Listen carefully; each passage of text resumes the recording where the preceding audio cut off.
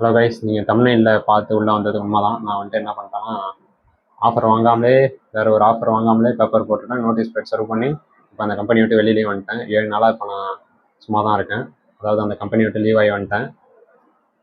இப்போ இந்த வீடியோ நான் எதுக்கு கிரியேட் பண்ணிகிட்ருக்கேன்னா, நான் பண்ண மாதிரி யாரும் பண்ணிடாதீங்க. நான் எதுக்கு பண்ணேன்னா, என்னோடய கம்பெனியில் கொஞ்சம் ப்ரெஷர் இருந்தது, கொஞ்சம் இன்க்ரிமெண்ட் கொடுக்கல. அதனால் நானே முடிவெடுத்து இது சரிப்பட்டு வராது, இன்னொரு கம்பெனி ஜம்ப் ஆகலாங்கிறதுனால நான் அந்த மாதிரி முடிவெடுத்துட்டேன்.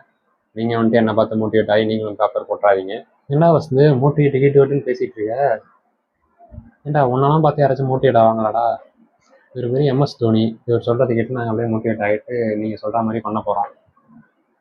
என்ன இவனும் பேசிகிட்டு இருக்கான்ட்டு நீங்களும் வந்து பார்த்துட்ருக்கீங்க. சரி, நீ மேலே சொல்லு. இப்போ ஒருத்தன் டே உன்னை யார் அங்கே கூப்பிட்டது? ஏன் இப்போ இங்கே வந்த? நான் வேலையை விட்டேன்னு கேள்விப்பட்டேன், அதான் வந்தேன். உன்கிட்ட பேசிட்டு போகலான்னு வந்தேன். தப்பா? ஆமாம், வேலையை விட்டேன். அதுக்கு என்ன இப்போ?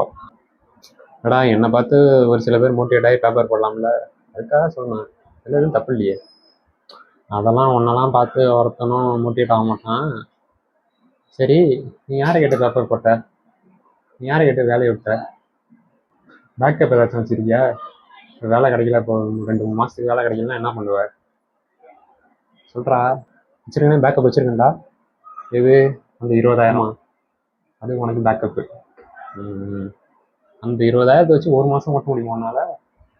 ஏன்டா எத்தனை 2 இஎம்ஐ கட்டணும், எவ்வளோ செலவு இருக்குது. இவன் பட்டுக்கு யோசிக்காமல் வேலையை விட்டான்.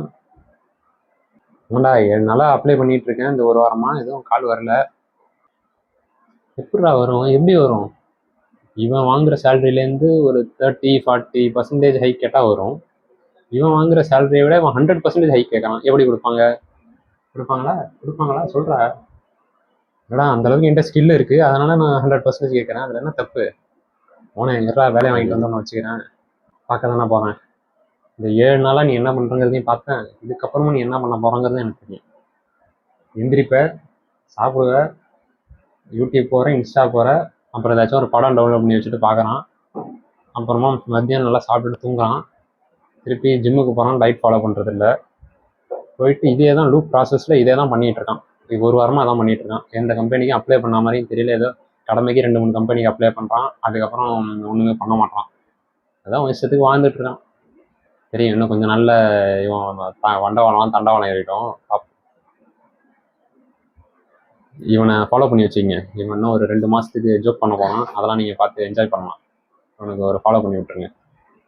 அதாவது நான் என்ன பேச வந்தேங்கிறதே இவன் பேசவே விடலை. இவன் பட்டுக்கு ஏதோ பேசிகிட்டு இருக்கான். சரிடா, பண்ண வேலையை வாங்கிட்டு வந்து உங்ககிட்ட பேசணும். அதானே வேலையை வாங்கிட்டு வந்து பேசுகிறேன் உங்ககிட்ட. கான்ஃபிடென்டா இருங்க, நல்லதே நடக்கும், வெற்றி நிச்சயம். மீண்டும் சந்திக்கும் வரை நன்றி, வணக்கம்.